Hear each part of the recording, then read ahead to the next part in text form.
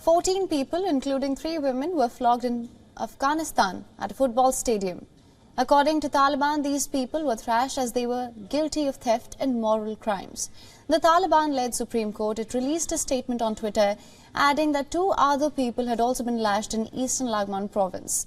This comes after the Taliban supreme spiritual leader met judges this month, and according to reports, they discussed carrying out punishments consistent with the Sharia law. Now, this happens to be the second confirmation of lashings by the Taliban this month. This is the first time that officials have confirmed such punishment ordered by a court. The reports say that Supreme Leader Akhundzada ordered judges this month to fully enforce aspects of Islamic law. These include public executions, stonings and flogging, and the amputation of limbs for thieves. 14 people, including 3 women, flogged in Afghanistan at a football stadium in Logar. The Taliban-led Supreme Court has released a statement on Twitter saying that 2 other people had also been lashed in eastern Laghman province, and this comes after the Taliban supreme spiritual leader met judges this month, and according to reports, they've discussed carrying out punishments consistent with Sharia law. This happens to be the second confirmation of lashings by the Taliban this month, and this is the first time that officials have confirmed such punishment ordered by a court. We also have reports that say Supreme Leader Akhundzada ordered judges this month to fully enforce aspects of the Islamic law. These include public execution, stoning, flogging and amputation of limbs for theft. According to the Taliban, these people were thrashed as they were found to be guilty of theft and moral crimes.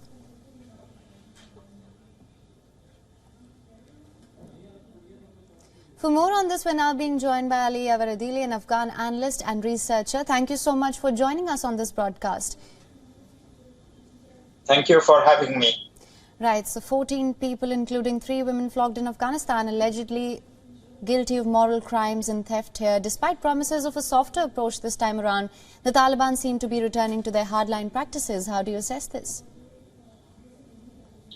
Well, this is not the first time. Actually, the Taliban supreme leader, Hibatullah Akhundzada, told the judges to implement corporal punishment, or what he called hudud, according to the Islamic Sharia law, on November 13. And since then, we have seen the Taliban implementing corporal punishment in at least 4 provinces of the country. It first started with WION, like a boy and girl were lashed in a public stadium for what they call premarital relationships. And then the Taliban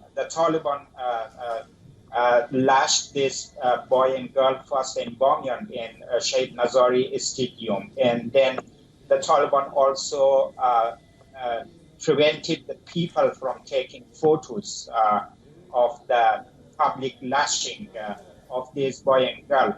And then the second province was Takhar province. In Takhar province, they also lashed many men and women for what they call adultery and theft.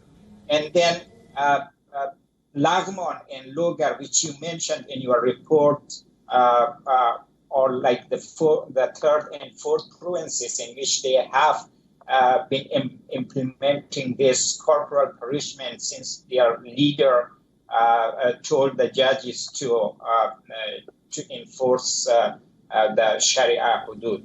And I believe it shows that the assumption that the Taliban had changed was totally wrong, and the Taliban are now slowly, it is not like they are not returning to their previous regime's restrictions. They are somehow slowly implementing the same version of their regime and restrictions, especially banishing women from the public life. Right. Absolutely. In fact, I was just going to come to that this comes a week, and you've mentioned this as well, that Supreme Spiritual Leader Akhundzada ordered judges to enforce punishments for certain crimes in line with the group's strict reading of the Islamic Sharia law. So what can you tell us of the implications of this going forward, and what do you make of the role of the international community here? Well, I believe the consequences are very serious and dire because the Taliban do not have any constitutional order, and they have not provided any explanations about their judicial system. So everything is left to their judges' interpretation of Sharia, and these judges are primarily the mullahs and maulawis who have studied in extremist religious madrasas in Afghanistan or Pakistan. And moreover, the Taliban, in fact, dissolved Afghanistan's Independent Bar Association, which were like providing attorneys and lawyers for those who were accused of crimes, and merged it with their Ministry of Justice. So it seems that the Taliban, it is only the Taliban who are implementing their draconian interpretation of Sharia, and the people do not have the chance and the opportunity to defend themselves. And the consequence is very serious and dire. It is like further banishing the women from public life, and also restricting people so that they can obey their rule, their government in the way they want. And I believe that the international community has a role to play here, but unfortunately they have failed to do so, because right from the very beginning, after the Taliban returned to power, the Taliban started imposing restrictions on women, and the international community have been just issuing statements and without even engaging pragmatically with the Taliban. I'm not sure if they even mentioned the issue of women with the Taliban officials. Right, you're absolutely right, Mr. Adili. Thank you so much for joining us on this broadcast with all your insights on this. Thank you for having me. WION is now available in your country. Download the app now. Get all the news on the move.